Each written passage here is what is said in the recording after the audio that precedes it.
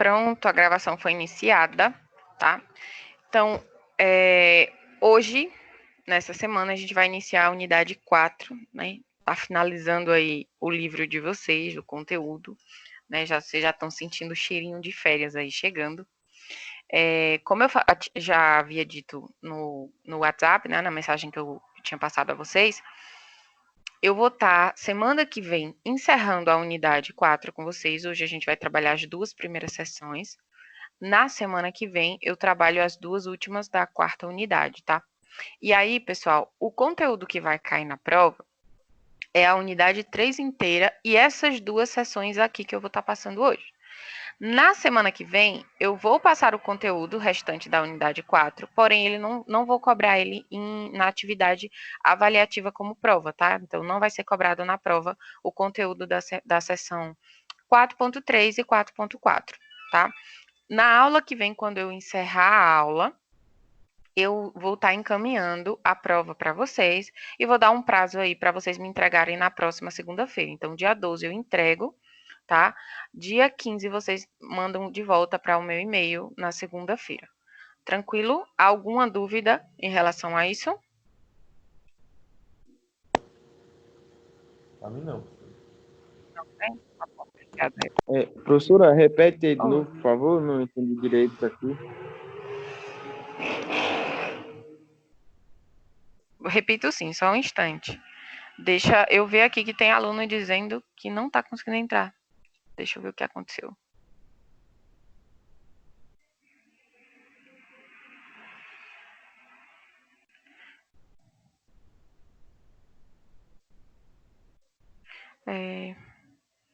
O pessoal, o link está na descrição do grupo que eu coloquei. Mas vamos lá. Então, vamos aqui. Foi José Carlos que perguntou? Quem perguntou, por favor, que eu não... Foi eu sim, professora, José Carlos. Tá. Então, José Carlos, olha, a nossa semana de prova, né, se estivéssemos em sala de aula, ela estaria acontecendo aí entre o dia 14 e o dia 20, tá? Porque a gente tem todo um trâmite aí para lançar nota, então tem tudo isso. Então, por conta disso, eu vou estar semana que vem encerrando a unidade 4 com vocês. Então, hoje a gente vai iniciar ela. Vou falar aqui da sessão 4.1 e 4.2. Na aula que vem, da semana que vem, eu vou falar da sessão 4.3 e 4.4. E no final da aula, eu vou estar passando a atividade que vai valer como prova. Essa atividade que vocês me encaminharam hoje, ela vale como avaliação formativa, né, de sala de aula, que é a que valeu 1.500 pontos, tá? A que vocês me mandaram hoje no e-mail. A da semana que vem vai ser prova mesmo, então vai valer os 4.000 pontos de prova, a atividade que eu vou encaminhar semana que vem. Sexta-feira que vem, dia 12, eu vou estar encaminhando isso a vocês, e o prazo para vocês me devolverem vai ser no dia 15, na segunda-feira, tá? E aí eu vou estar corrigindo isso no dia seguinte, vou ter que estar lançando nota naquela semana, tá? Para ver quem passou e quem não passou. Quem não passou vai ter que fazer a prova de recuperação, que é a da semana seguinte, tá? O conteúdo que vai cair na prova só vai ser a unidade 3 inteira e a sessão 4.1 e 4.2, que é o que a gente vai ver hoje. A da semana que vem eu não vou cobrar em prova, tá? Beleza, Tranquilo? minha prova. Posso seguir? Acho que o pessoal vai conseguir entrar agora. Vamos lá. Então, na aula de hoje, pessoal, a gente vai falar, né, sobre momento linear, impulso e conservação desse momento linear aí, tá? Quando a gente fala de momento linear, lá no ensino médio, muita gente viu lá como quantidade de movimento, né? Leva essa nomenclatura, porque realmente o momento linear é a quantidade de movimento que um corpo tem, tá? O que acontece, ó? A gente tem aqui um corpo, né, uma partícula, e essa partícula ela tem uma massa, tá? Ela tem uma massa. Quando essa partícula se encontra em movimento, ou seja, ela tem uma velocidade, essa relação da massa dela com a velocidade é o que a gente chama de momento linear, né? A gente diz que esse corpo tem ali uma quantidade de movimento. E aí esse momento linear, ele é representado pela letra P, tá? Aqui, ó, e com a setinha em cima. Por que essa seta? Porque ele é uma grandeza vetorial. Veja que ele nasce do produto entre um escalar e um vetor. Por quê? Porque quantidade de movimento vai ser a massa do corpo vezes a velocidade desse corpo. E velocidade, a gente já viu que é uma grandeza vetorial, ou seja, tem módulo, direção e sentido. Logo, o meu momento linear, que também é uma grandeza vetorial, vai ter módulo, direção e sentido. E esse módulo e direção e sentido do momento linear vai ser o mesmo módulo da velocidade. Então, sempre ele vai ter o mesmo módulo, direção e sentido. Mesmo módulo não, perdão. Ele sempre vai ter a mesma direção e o mesmo sentido da velocidade. Então, nesse caso, olha, a velocidade está aqui na horizontal, né, na direção horizontal, com o sentido da esquerda para a direita. A quantidade de movimento é essa setinha laranja aqui, ó. Ela vai ter ali a mesma direção e o mesmo sentido da velocidade. Só que o módulo não vai ser igual, né? Ela vai ser bem maior porque ela nasce do produto entre a velocidade e a massa. Então ela tem um módulo bem maior, ela é bem maior que a velocidade. Tranquilo? Como massa tem uma unidade de quilo, né? A gente sabe que a unidade de massa no SI é quilo e a unidade de velocidade é metros por segundo. A unidade de quantidade de movimento, de momento linear, vai ser quilograma metro por segundo, tá? Então, essa aqui é a unidade de momento linear, tá bom? Aí, o que acontece? Ó, isso aqui, esse momento linear, é quando a gente tem uma partícula só, né? Se eu tenho uma partícula sozinha, o momento linear dele vai ser a massa desse corpo vezes a velocidade que ele se encontra. Agora, se eu tenho várias partículas dentro de um sistema, ou seja, existem vários corpos ali, todos com massa, possuem uma massa e cada um com sua velocidade. E eu preciso saber qual é o momento linear daquele sistema onde se encontram aquelas demais partículas, né? Supondo que lá dentro eu tivesse 3 partículas, o cálculo dessa quantidade de movimento seria o somatório da quantidade de movimento de cada corpo. Então, a massa do primeiro corpo vezes a velocidade dele, mais a massa do segundo vezes a velocidade dele, mais a massa do terceiro vezes a velocidade dele. Professora, se eu tivesse 5 partículas, você faria para as 5. Calculava o momento linear de cada uma e depois somava tudo, tá? É só o somatório de todos os momentos lineares que existia ali dentro daquele sistema, tá? Aí, veja que interessante que momento linear, a gente é massa, né, vezes velocidade. E aí essa massa vezes a velocidade, ela nos lembra aí um pouquinho da equação de energia cinética, né? E a gente pode estar relacionando essa quantidade de movimento, esse momento linear, justamente com a energia cinética, tá? A gente sabe que a energia cinética é a massa do corpo vezes a velocidade dele ao quadrado sobre 2, tá? Aí o que acontece? Como eu sei que momento linear é massa vezes velocidade, eu posso isolar essa velocidade aqui, ó, né, jogando esse m para o outro lado. Então eu tenho que a velocidade é justamente o momento linear dividido pela massa do corpo. Então, se eu conheço o momento linear de um corpo, conheço a massa dele e quero descobrir a velocidade, é só dividir o momento linear pela massa, né? Aí eu resolvi o quê? Eu não, né? Os autores lá resolveram fazer o quê para relacionar essa energia cinética com quantidade de movimento. Como eu sei que velocidade é momento linear dividido pela massa, ele vai pegar justamente aqui, ó, esse valor da velocidade e substituir aqui no lugar de V nessa equação, tá? Então vai ficar assim: energia cinética é igual a massa, que já existia, que multiplica V. Quem é V? Que é a velocidade, né? É o momento linear dividido pela massa, tudo isso ao quadrado, tá? Como tudo está ao quadrado, né? Aqui embaixo eu vou ter m ao quadrado. Esse m eu posso cortar com esse aqui, tá? Então vai ficar p ao quadrado dividido somente por um m, porque o outro a gente cancelou aqui, ó, tá? Eita, repeti a mesma coisa.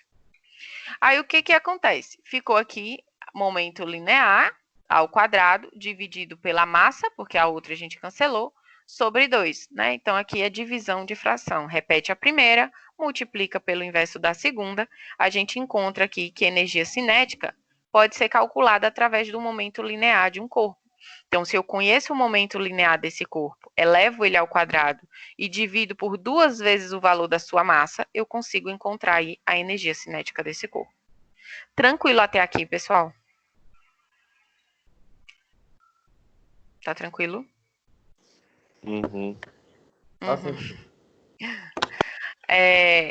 Outra grandeza que a gente pode estar relacionando aí com quantidade de movimento, né, com momento linear, é a força, tá? A gente sabe que força resultante é massa vezes aceleração, né? Só que a gente sabe que a aceleração é... Opa, era ΔV aqui, tá, gente? Perdão, errei na hora de escrever. ΔV, né, que é velocidade, dividido por tempo, tá? Então, aqui, vamos fazer assim, deixa eu consertar aqui, para não confundir. Aqui.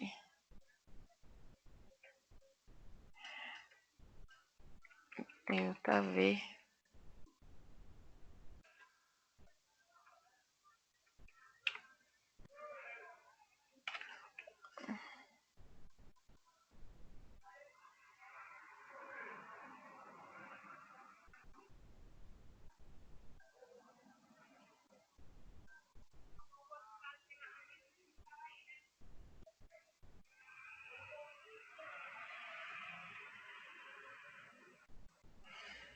Pronto, foi.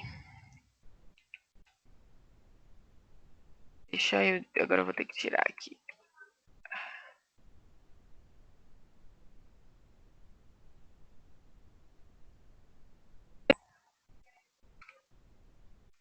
Ou não? Conseguem ver, pessoal? Não. Não? Não. Não. Então deixa eu ver aqui, que eu acho que sumiu. Vamos lá de novo. E agora? Não. Agora sim. Não? Ah, tá. Então vamos, consertei aqui. Bom, a gente sabe que força resultante é massa vezes aceleração, tá? A aceleração, a gente sabe que é ΔV, né? Variação de velocidade por variação de tempo. O que acontece? Então, eu vou pegar aqui esse valor, né? A gente sabe que é a aceleração e substituir aqui nessa equação. Então, força resultante, eu posso dizer que é massa vezes ΔV sobre ΔT, tá? Só que o que acontece? Massa vezes velocidade é justamente o meu momento linear.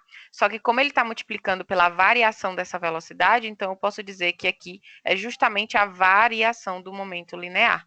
Então, a relação que a gente tem de força com quantidade de movimento, com momento linear, é que a força resultante ela pode ser calculada através da variação do momento linear dividido pelo intervalo de tempo, tá? Então, a gente tem essas duas relações aqui. Eu posso estar relacionando o momento linear com a energia cinética, como eu posso estar relacionando também o momento linear com a força resultante de um corpo, tá? E aí a gente vai ver que essa relação da força resultante com o momento linear, ela vai nos trazer o que a gente chama de teorema do impulso e momento linear, tá? O que é isso, né? Para a gente entender esse teorema, é importante a gente entender primeiro o que é impulso, tá? Impulso, pessoal, é a relação ali quando você aplica força sobre um determinado intervalo de tempo. Então, por exemplo, quando vocês vão saltar, né, saltar de um local para o outro, você precisa aplicar uma força, né? Só que essa força vai ser aplicada em um intervalo de tempo ali. Então, a relação dessa força em um intervalo de tempo é o que a gente chama de impulso. Então, quando você está, por exemplo, balançando, né, numa rede. Se você quer balançar na rede, existe uma parede perto e você quer balançar mais, né, essa rede, você precisa aumentar o impulso. O que você faz? Você coloca o pé na parede, né, faz uma força contra a parede e essa força ela vai ser aplicada em um intervalo de tempo ali. E aí você consegue impulsionar e fazer com que a rede ela balance mais, né? A mesma coisa acontece com um balanço quando você está balançando uma criança, né, num balanço de parquinho aí, por exemplo. Então, esse impulso, ele é representado aqui pela letra J, tá? E aí, o impulso, ele é calculado através da força, né? Vezes o intervalo de tempo que essa força foi aplicado, tá? E como eu sei que força é uma grandeza vetorial, então eu tenho uma grandeza vetorial sendo multiplicado por um escalar, tá? Então, o meu impulso aqui, ele também vai ser uma grandeza vetorial, com direção e sentido igual o da força, tá? Então, ele sempre vai ter a mesma direção e o mesmo sentido da força aí, só que um módulo bem maior, já que ele está multiplicado aí por esse tempo, tá? Como eu sei que unidade de força é Newton e de tempo é segundo, unidade de impulso vai ser Newton vezes segundo, tá? Newton segundo aí, como a gente chama. Se a gente lembrar um pouquinho agora de trabalho, a gente viu que eu tenho como calcular o trabalho de uma força constante, mas eu também calculo o trabalho de forças variáveis. Aqui vai ser a mesma coisa. Impulso, se a força for constante, eu vou calcular através dessa equação. Agora, se a força for variável, a gente calcula através dessa integral aqui, tá? Como vocês sabem que eu não vou cobrar a integral aqui na prova, tá? Eu não posso fazer isso, porque tem gente que ainda não viu o cálculo. Então, não tenho como estar cobrando isso aqui agora. Mas, para quem já viu e tem interesse de estudar aí, saiba que o impulso de uma força que não é constante, ou seja, de uma força variável, vai ser a integral dessa força, tá? Em função do tempo, no intervalo do tempo 1 até o tempo 2, tá? Então, essa é meio aqui que a gente tem de calcular esse trabalho. Só que, se esse trabalho, não, perdão, esse impulso. Agora, se esse impulso, como o trabalho, for te apresentado graficamente, ou seja, você tem um gráfico ali que relacione força e tempo, você pode estar calculando esse impulso através da área do gráfico formado, tá? Como a gente fazia com o trabalho. Mas eu não vou me apegar nessa parte aqui, até porque o livro de vocês não trabalha essa parte e eu não vou estar trabalhando ela aqui também, tá?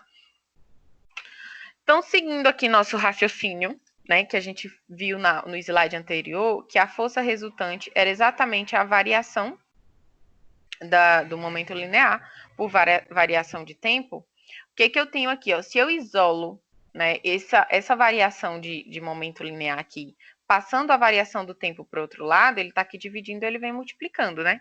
Então, vai ficar assim, ó, força resultante vezes variação de tempo é igual a variação de momento linear. E eu sei que força por tempo é justamente e por tempo não, força vezes tempo é justamente impulso. Então, eu posso escrever que o impulso, ele é igual à variação do momento linear, tá? Esse aqui é a lei, né, o teorema do impulso momento linear. Então, quando falarem teorema do impulso e momento linear, vocês lembram que impulso vai ser igual à variação do momento linear, ou seja, momento linear final menos o momento linear inicial, tá? Isso aí vai ser igual ao impulso. Então, tranquilo, pessoal, até aqui? Alguma dúvida? Ninguém tem dúvida?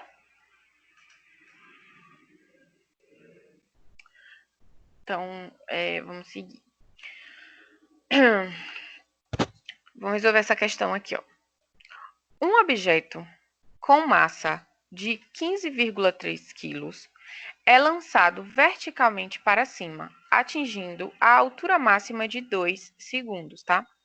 Durante a subida, qual é o módulo do impulso aplicado a esse objeto pela força da gravidade, ou seja, pela força do peso, né? Ele quer o impulso. A gente sabe que impulso é força vezes variação de tempo. Aqui ele já me deu que o tempo é de 2 segundos. Ele levou 2 segundos, então esse intervalo é de 2 segundos aqui. Agora, quem é essa força? Se ele quer exatamente o impulso aplicado pela força do peso, essa força só pode ser a força-peso. Se eu tenho a massa do objeto, eu consigo calcular aqui quem é o peso, né? A gente sabe que força-peso é a massa vezes a gravidade. A massa a gente tem que é 15,3. Então, eu conheço a gravidade, que é 9,81. Então, força-peso desse corpo vai ser de 150,1 newtons, tá? Esse é o valor aqui da força-peso. Agora é só substituir nessa equação aqui, tá? Do impulso. A gente sabe que impulso vai ser quem? A força, que nesse caso é a força do peso, vezes o intervalo de tempo, que é 2. Eu encontro um impulso aí de 300,2 newton metro, tá? Opa, newton segundo. Meu Deus, de onde é esse newton metro? Newton segundo, tá, gente? Perdão aí. Tranquilo? Ou alguma dúvida? Ninguém tem dúvida? Tá tranquilo. Professora, no caso aí, esse J não seria Joule, não? Não, não. Ele seria Joule quando ele vem acompanhado de um valor numérico, quando ele é utilizado como unidade. Aqui ele está representando o impulso, tá?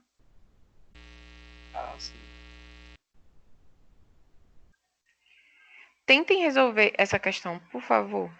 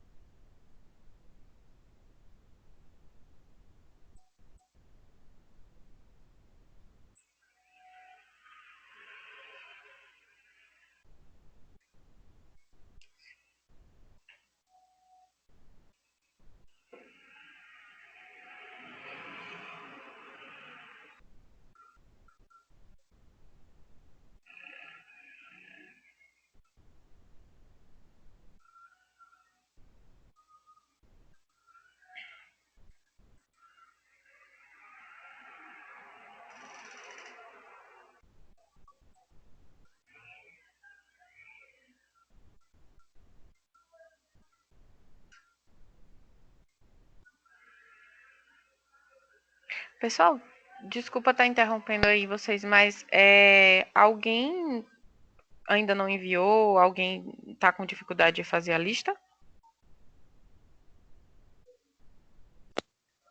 Professora, eu Eu. até quis falar isso.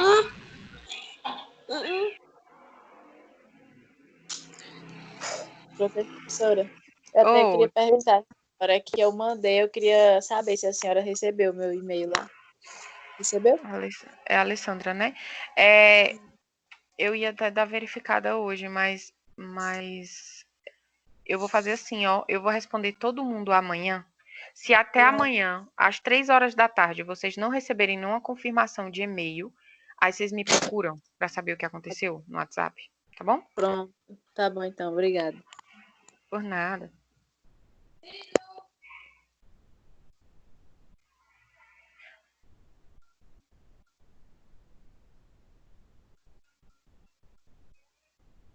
Conseguiram fazer?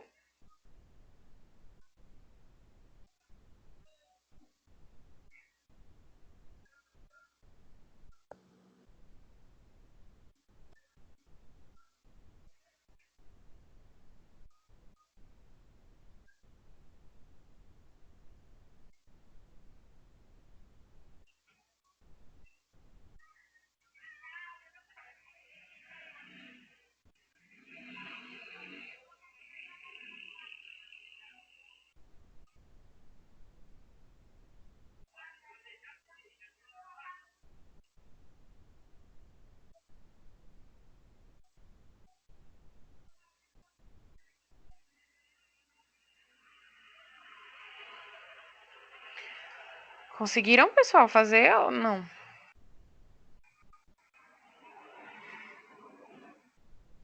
Querem mais um tempo?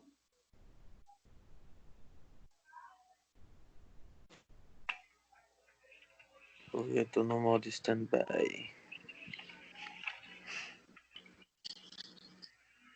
Helder, conseguiu fazer? Querem que eu responda? Como é? Responda aí, professor. Então, vou responder. Ó. Vamos lá. Uma partícula de massa de 5 quilos parte do repouso. Então, ele me deu a massa, que é 5 quilos, diz que parte do repouso, então a velocidade inicial dessa partícula é zero, tá? e descreve uma trajetória retilínea com aceleração escalar constante. Então, ele tem uma aceleração aí. Após um intervalo de tempo de 15 segundos, a partícula se encontra a 50 metros da posição inicial. Neste instante, o módulo do momento linear da partícula é de... Então, ele quer saber qual é o momento linear da partícula exatamente no instante em que ele se encontra nessa posição aí de 50 metros, tá? Então, a gente precisa calcular aí o momento linear, né, que é massa vezes a velocidade da partícula. Só que a questão, ela me deu a massa, né? Mas ela não me deu quem? A velocidade dessa partícula. Só que ela fala que ela tem uma aceleração constante. Se ela tem aceleração, o movimento é uniformemente variado. Então, eu uso aqui, ó, a funçãozinha da posição lá da unidade 1, né? E aí, o que acontece? Como eu tenho a velocidade inicial, porque ele falou que partiu do repouso, então essa velocidade inicial aqui, ó, some, né? Vai para zero. Essa posição, se eu jogo para o outro lado, ela vem subtraindo, né? Então, vai ficar assim, ó, x final menos x inicial, que é exatamente quem? O deslocamento, né? Ele diz, ó, após o intervalo de 15 segundos, a partícula se encontra a 50 metros da posição inicial. Então, o deslocamento dela foi de 50 metros, que é exatamente esse x final menos o inicial aqui, que é igual a quem? A aceleração vezes o tempo ao quadrado sobre 2. O tempo eu tenho, que é de 15 segundos, tá? Então, substituindo aqui, eu encontro a minha aceleração, tá? Ou seja, o deslocamento é 50, que é igual à aceleração, vezes o tempo, que é 15 ao quadrado, dividido por 2. Né? Passa esse 2 aqui para cá multiplicando e divide por 15 ao quadrado, a gente encontra aqui uma aceleração de 0,44 metros por segundo ao quadrado. Encontrei a aceleração. Com a aceleração agora, eu consigo encontrar a velocidade que eu quero. A gente sabe que velocidade final é igual à velocidade inicial mais a aceleração vezes o tempo. A inicial eu sei que é zero, então isso aqui some. Então, a velocidade fica igual à aceleração vezes o tempo. A aceleração eu encontrei que é de 0,44, vezes o tempo, que é 15 segundos. Eu encontro uma velocidade aí de 6,7 metros por segundo. Agora, ficou fácil de calcular lá o momento linear, né? Que é massa, que ele me deu que é 5 quilos, vezes a velocidade, que é 6,7. Eu encontro um momento linear de 33,3 quilogramas metro por segundo. Tá certo? Tranquilo? Alguma dúvida aqui? Pessoal, eu vou passando. Se não falar, eu vou embora. Pode passar, professora. Pode Tá passar. bom. Bora lá. Outra questão.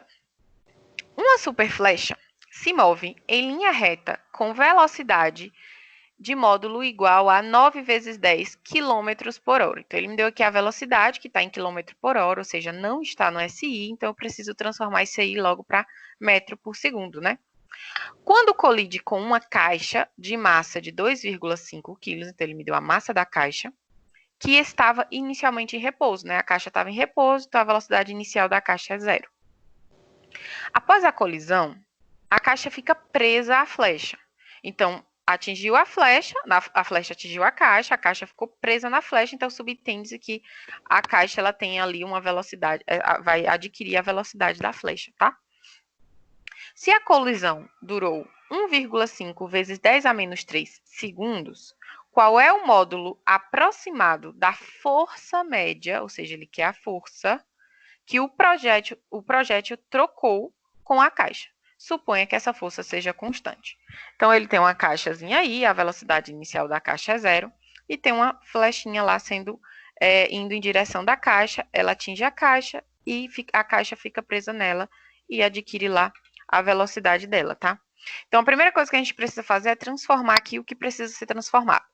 Então, eu tenho que a velocidade inicial da flecha era de 9 vezes 10 ao quadrado quilômetros por hora.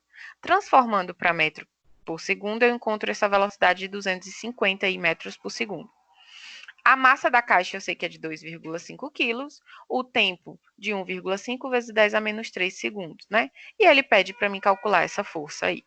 Como é que eu vou fazer isso? Ó, a gente sabe, né, que pelo teorema de impulso e momento linear, eu sei que o impulso é igual à variação do momento linear, tá? Quem é impulso? Impulso é força vezes variação de tempo, que é igual à variação do momento linear, tá? Quem é a variação do momento linear? Massa do corpo vezes a velocidade final dele, menos a massa do corpo vezes a velocidade inicial dele, tá? A velocidade inicial da caixa, a gente sabe que é 0. Então, isso aqui, eu posso já cortar, né? Poderia ter cortado aqui também, e ele já sumiria dessa expressão aqui.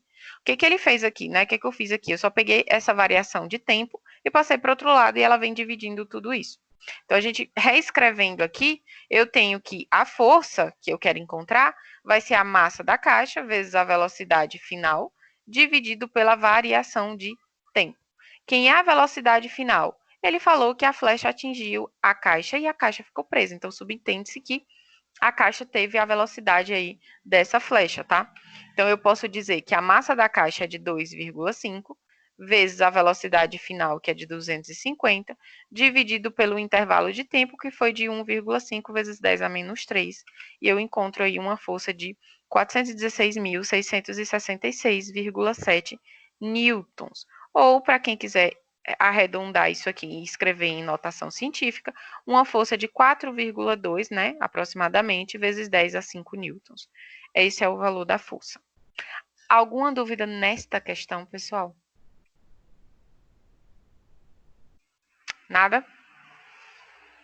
Então, bora para a próxima. Uma bola de futebol com massa de 500 gramas. A bola tem uma massa de 500 gramas. Eu sei que unidade no SI de massa é quilo, então eu preciso transformar isso aí também, tá? Lembrem disso. Se desloca com uma velocidade de 5 metros por segundo, formando um ângulo de 30 graus em relação à horizontal. Ele pergunta, qual é o módulo do momento linear da bola no SI? Então, ele quer o momento linear da bola. Lembra lá que quando eu expliquei que momento linear é massa vezes a velocidade. A massa a gente tem, tá em gramas, eu transformo para quilo, né? Porque ele quer no SI. Multiplico pela velocidade que já está em metros por segundo. Aí vocês perguntam, professora, e o ângulo que ele forma com a horizontal aí de 30 graus, vai interferir em que no cálculo? Nesse caso, em nada. Por quê? A gente sabe que o momento linear ele vai ter a mesma direção e sentido da velocidade. Se ele está dizendo que a direção e o sentido da velocidade está formando 30 graus com a horizontal, o momento linear também vai formar 30 graus com a horizontal. Então, eu não utilizo esse ângulo em nada aqui para o cálculo de momento linear. A massa eu sei que é 500 gramas, tá? Transformando aí para aquilo eu tenho 0,5, vezes a velocidade que é 5, eu encontro aí um momento linear de 2,5 kg/m por segundo. Tranquilo aqui, pessoal?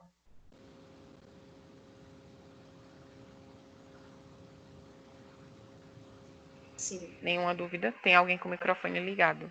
Deixa eu ver. Nenhuma dúvida? Ninguém vai fazer pergunta?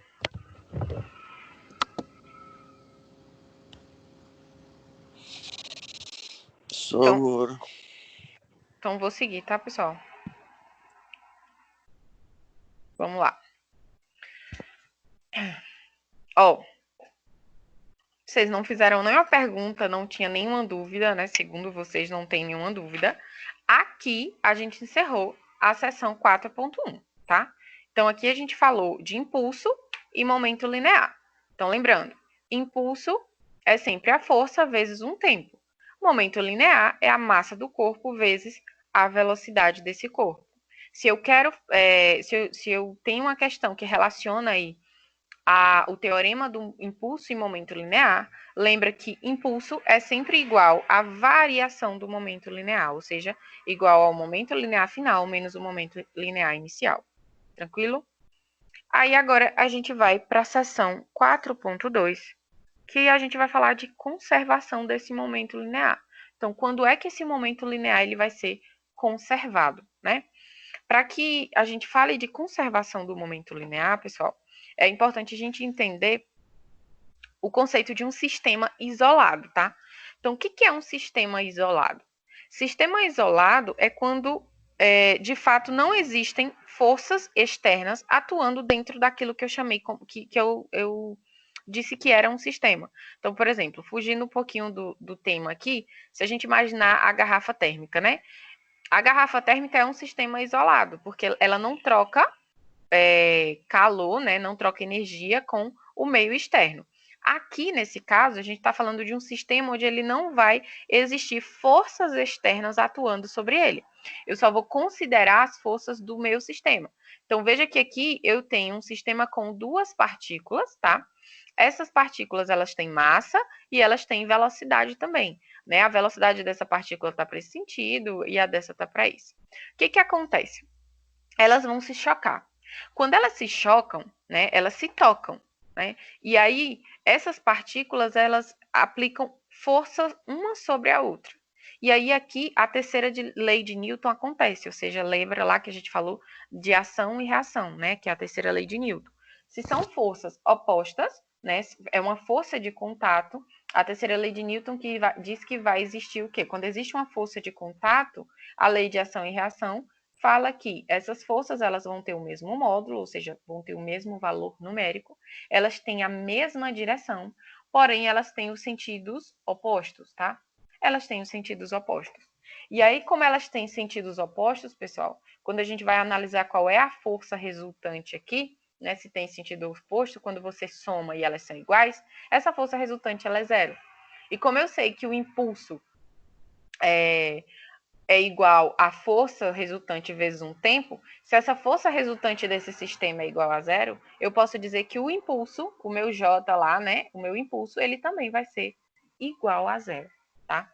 E como eu sei que pelo teorema do impulso e do momento linear, impulso é igual à variação desse momento linear, e eu sei que nesses casos onde eu tenho o momento sendo conservado, ou seja, eu tenho um sistema que é isolado, não existe forças externas atuando sobre ele. Nesse caso, o impulso é igual a zero, então eu posso dizer que a variação aqui do momento linear também vai ser igual a zero. E aí, para que ela seja igual a zero, o que acontece? O meu momento linear final tem que ser exatamente igual ao inicial. Porque quando eu faço final menos inicial, se eles são iguais, essa variação vai dar igual a zero. Tá? Então, aqui a gente diz que o momento linear ele permanece constante. O momento linear que eu tinha no início, ele vai ser igual ao momento linear que eu tinha no final. Tranquilo? Alguma dúvida quanto à teoria? Pessoal, hoje vai acabar rapidinho, né? Porque só tem mais 2 exercícios aqui, vocês não têm nenhuma dúvida? Professora, Oi, pode falar. repete aí só para fixar melhor. Tá. Ó, o que acontece? Para mim dizer que existe a conservação do momento linear, ou seja, a gente tem que imaginar que existe um sistema que a gente vai chamar de sistema isolado. Eu vou analisar ali um sistema que está composto por duas partículas, tá? Ou mais, tá? Pode ser mais partículas, mas que não existem forças externas atuando sobre ele. Então, geralmente, ele vai dizer assim, olha, não existe resistência do ar, não existe força de atrito, não existe nenhuma força que tivesse ali atuando de fora do sistema para dentro. O que ele considera são forças internas, então são as forças que as partículas elas estão aplicando ali entre si.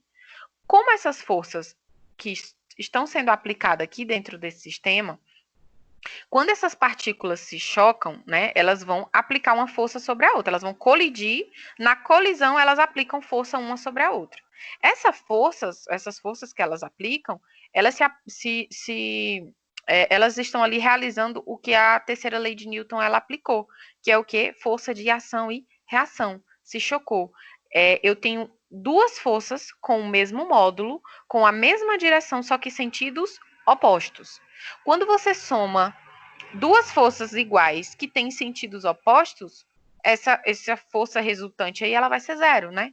E como eu sei que impulso é igual a força resultante vezes tempo, e se eu estou dizendo que essa força resultante é zero, logo eu vou dizer que esse meu impulso aqui também vai ser zero, tá?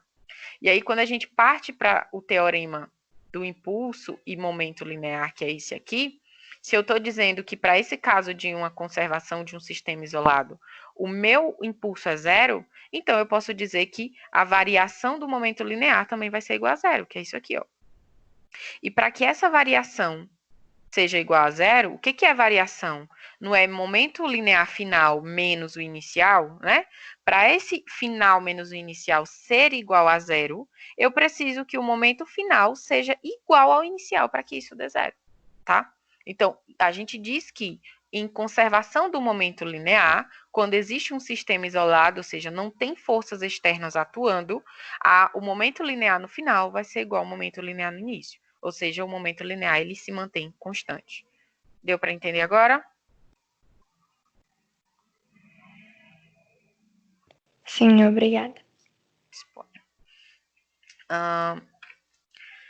Isso aí é o que a gente chama de lei da conservação do momento linear, tá? Então, a gente viu o teorema do momento linear, do impulso e momento linear, que é esse aqui, e aqui é a lei da conservação.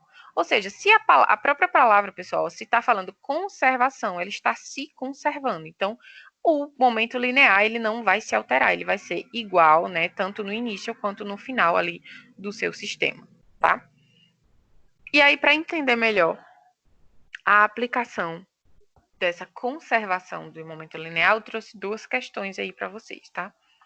A primeira questão, ela diz o seguinte: um carrinho cheio de terra tem uma massa de 2 quilos.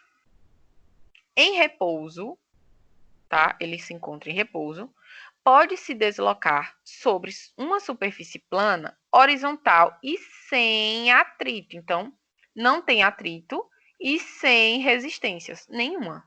Então, ele está me dizendo que nem vai ter atrito e nem vai ter resistência. Ou seja, não tem forças externas atuando sobre esse sistema aí do carrinho. Então, eu vou considerar que esse movimento, ou esse sistema aí, ele é isolado, tá? Se ele é isolado, então a lei da conservação do momento linear se aplica. Momento linear no final vai ser igual ao momento linear no início, tá? Aí ele fala que um projétil de 200 gramas é disparado horizontalmente contra o carrinho. O projétil colide com o carrinho e se aloja na terra que está lá dentro do carrinho. Logo após a colisão, o conjunto carrinho mais projétil passa a se mover com velocidade constante, percorrendo 0,80 metros em um tempo de 0,4 segundos. Aí ele pede: qual é aproximadamente o módulo da velocidade do projétil imediatamente antes da colisão? Então, antes de colidir com o carro, ou com o carrinho que está cheio de terra, qual era a velocidade desse projétil? É isso que a questão está pedindo. Então, como é que eu faço isso? Ó, então, para tudo a gente precisa desenhar. Então, eu tenho um carrinho aqui inicialmente, tá? O projétil veio aqui, ó, nessa direção aqui, tá?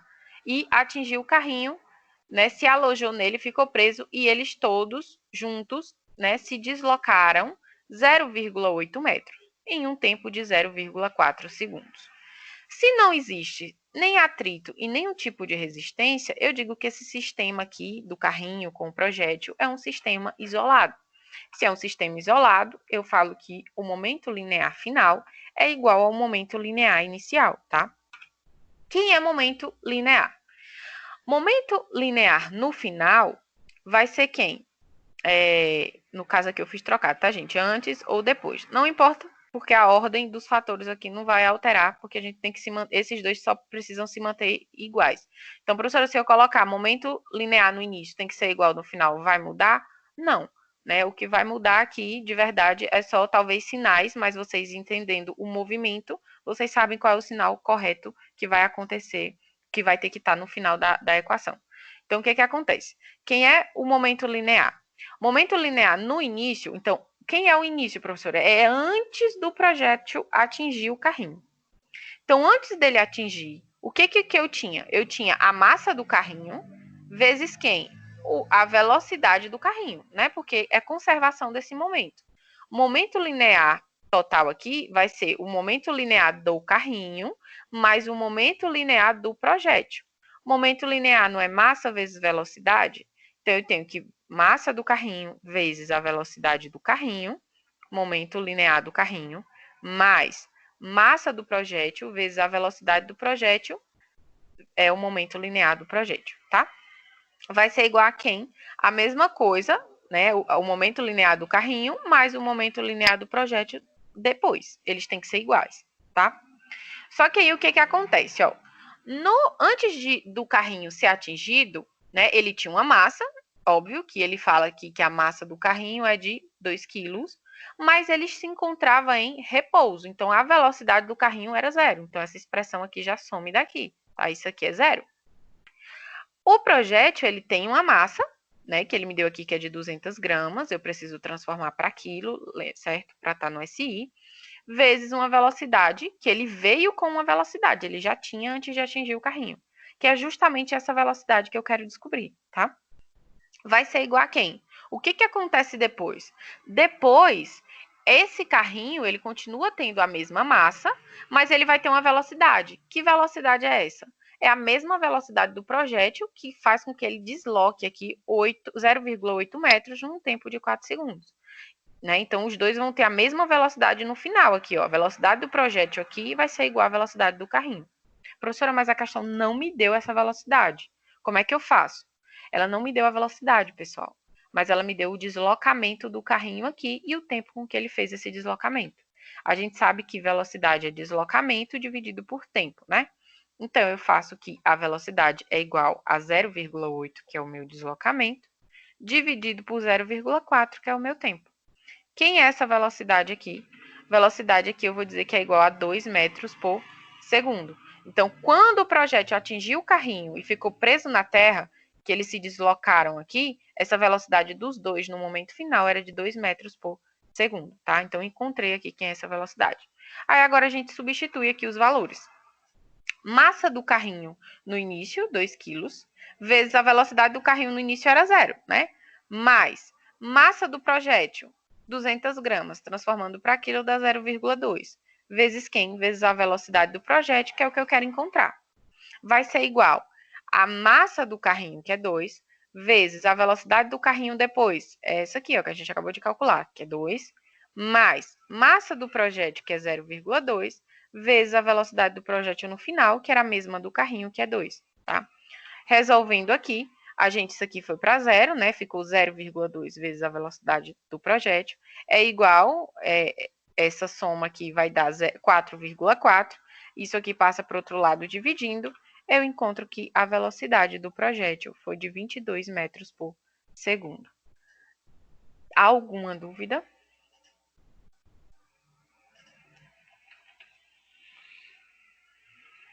Nenhuma dúvida, pessoal? Pessoal, vocês estão ouvindo? Então, vamos seguir aqui, ó. Para finalizar, essa última questão aqui. Ela vem falar de conservação do mesmo jeito, tá? Então, ele fala que um caçador distraído, ao atirar, segura um rifle frouxamente, ou seja, ele não segura tão firme, de modo que este possa recuar livremente com o disparo. Então, quando ele dispara, ele dá um impulso ali para trás, né? Ele recua, né, para trás. Considere que a massa do rifle é de 5 quilos, tá? Então, ele tem uma massa aqui de 5 quilos, e a massa do projétil é de 15 gramas, o qual é disparado horizontalmente a uma velocidade de módulo igual a 3 vezes 10 elevado à quarta, né, centímetros por segundo. Então, essa aqui é a velocidade do projétil, tá? Só que está em centímetros por segundo, lembrando, precisa transformar isso aqui para metros por segundo, né? Só é dividir aí por 100. Nessas condições, respondo. Na letra A, ele quer saber qual é a velocidade do recuo do rifle. Ou seja, quando ele disparou a arma, né? Disparou o rifle lá, ele não estava segurando bem. No disparo, o rifle deu uma recuada. E ele quer saber qual foi essa velocidade do recuo. Tá? Como é que eu faço isso? A gente sabe que momento linear no final é igual ao momento linear no início, né? Ele não falou que existiam outras forças atuando, então a gente vai considerar que o sistema é conservativo, tá? E aí a gente tem que a massa do rifle vezes a velocidade dele, né, antes, mais a massa do rifle do projétil vezes a velocidade do projétil antes, né? Então, momento linear do rifle mais o momento linear do projétil tem que ser igual ao momento linear do rifle mais o momento linear do projétil no final, tá? O que que acontece aqui? Ele fala que, inicialmente, o caçador, né, ele estava segurando lá a arma, a massa do rifle existe que é 5. Agora, quem é essa velocidade do rifle aqui, quando ele está segurando, né, inicialmente, no início, essa velocidade do rifle aí existe porque ela vai recuar e é o que a gente quer encontrar. Só que quando ele dispara, né, ele disparou o projétil, nesse momento, antes dele disparar, o projétil estava lá dentro do rifle, ele não tinha velocidade nenhuma. Então, essa velocidade aqui era 0, tá? Depois do disparo, o que que acontece? O rifle, ele permanece parado, né? Ele teve um recuo, tudo bem, teve uma velocidade ali, né? Mas o projétil que ganha velocidade e depois quem não tem mais velocidade é o meu rifle. Então, isso aqui foi para 0 e, nesse caso, essa multiplicação aqui que foi para 0. Então, o que que me restou? Massa do rifle vezes a velocidade dele vai ter que ser igual a massa do projétil vezes a velocidade desse projétil. A massa do rifle a gente tem que é 5, a velocidade dele é o que eu quero encontrar, que é igual à massa do projétil, que é 15, vezes a velocidade dele, que a questão me forneceu, que é 3 vezes 10 a quarta centímetros por segundo, tá? Lembrando que a gente tem que dividir isso aqui por 100, eu encontro essa velocidade de 300 aí quando eu divido isso aqui por 100. Então, massa do rifle é 5, que é vezes a velocidade dele, que é que a gente quer encontrar, vai ser igual a massa do projétil, que é 15 gramas, transformando para quilo, eu tenho 0,015, vezes a velocidade do projétil, que é 300 metros por segundo. A velocidade desse rifle vai ser 4,5, que vem dessa multiplicação aqui, dividido por 5. Eu encontro que a velocidade desse rifle é de menos 0,9. Professora, por que menos? Porque o projétil está se deslocando, né? O movimento está indo do projétil da esquerda, né, para a direita. Essa velocidade está recuando. Ela não está indo junto com o movimento, ela recuou. Por isso que a velocidade é negativa. Tranquilo aqui, pessoal? Essa parte? Então, vamos continuar. Qual é o... Pode falar. Não, pode... Você ia perguntar? Pode falar. Por que, tipo assim, eu fiz o cálculo aqui e deu 0,9. E aí, no caso, a senhora colocou número negativo. Foi. Sei que Isso. foi por causa do recuo. Mas, Porque é recuado. sim, eu sei que foi por causa do recuo. Mas no caso, eu teria que multiplicar pelo cosseno da tangente. Não. Não precisa usar nada de cosseno. Cosseno de teta. Não, não precisa. Nem ângulo não tem nessa questão. Tá certo. Tá? É só realmente o sinal aqui, é entendimento porque você... A arma, no caso, ela recuou. Ela fez a velocidade, ela teve a velocidade oposta ao que o movimento está acontecendo. Não tem nada de tangente, nada de ângulo, é tanto que a questão nem trabalha com ângulo. Viu? Então, vamos aqui, ó. Tá certo.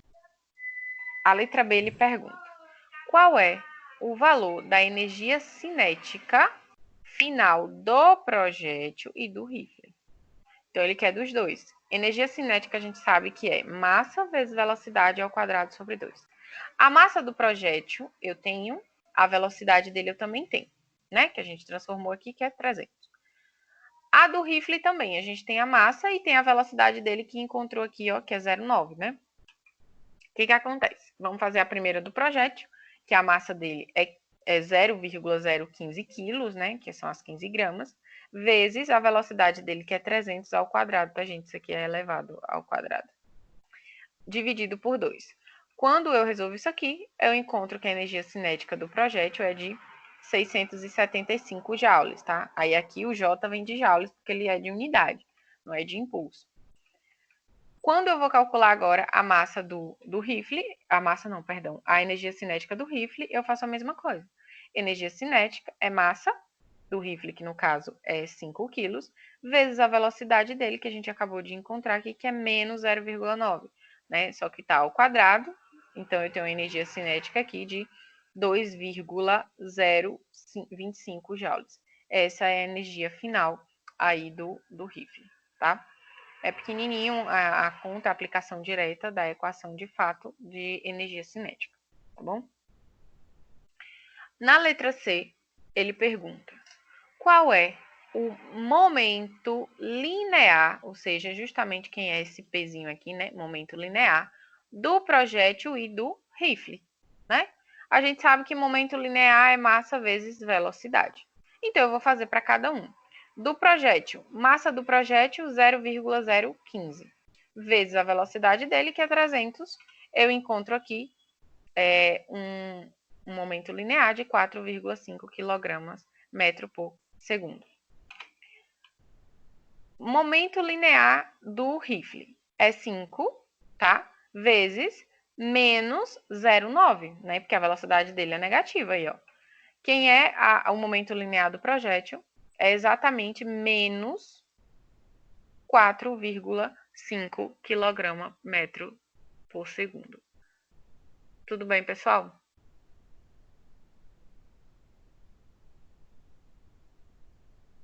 Uhum. Ninguém tem dúvida?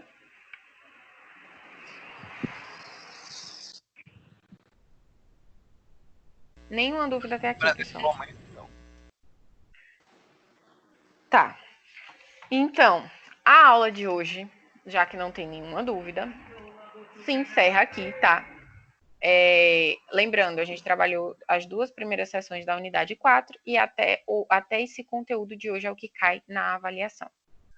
Eu peço que hoje eu pedi para enviarem a atividade. Eu dei uma olhada aqui rapidinha, enquanto eu pedi para vocês resolver um exercício, e eu vi que teve pessoas que me mandou e-mail sem anexar, sem mandar nada, não tem nada no e-mail. Mandou um e-mail sem nada. Então, eu peço que verifiquem o e-mail novamente, que amanhã eu vou estar abrindo meu e-mail e vou estar respondendo todo mundo. E quem não mandou, por favor, verifique novamente aí na caixa de envios de vocês, para ver se mandou tudo certinho, tá? Professora, Oi. tem como a senhora me dizer se o meu foi todo certo? Amanhã Eu enviei agora à noite. Você me mandou agora, foi? Agora à noite. Tem um pouquinho antes de começar a aula. Tá. Eu vou fazer o seguinte, ó. Amanhã eu vou estar abrindo a caixa de e-mail, tá? E verificando, porque eu vou respondendo de um por um, mandando a confirmação. Quem não receber confirmação de tudo ok, né? Tá ok, foi recebido, chegou tudo certo. Até amanhã, 3 horas da tarde. Se não receber até 3 horas da tarde, passou das 3, não recebi, você me procura no WhatsApp para saber o que aconteceu. Se seu e-mail não chegou, porque tem gente, ó, tive muito problema com relação na hora de digitar o e-mail. Teve gente que esquecia o .com, .br, e aí o e-mail não vai realmente. Aí a pessoa achou que foi, mas para garantir que foi, que eu recebi, eu tenho que mandar a confirmação. Então, se até amanhã, às 15 horas da tarde, vocês não receberem confirmação, aí vocês me procuram, por favor. Tá bom? Tá bom. Então, no mais, era isso, tá, pessoal? Eu sei que vocês estão cansados, né? Sexta-feira, tá todo mundo contando as horas para ver aí as férias chegar, né? Então, bom descanso para todo mundo. Eu vou parar aqui a gravação, tá? Qualquer dúvida,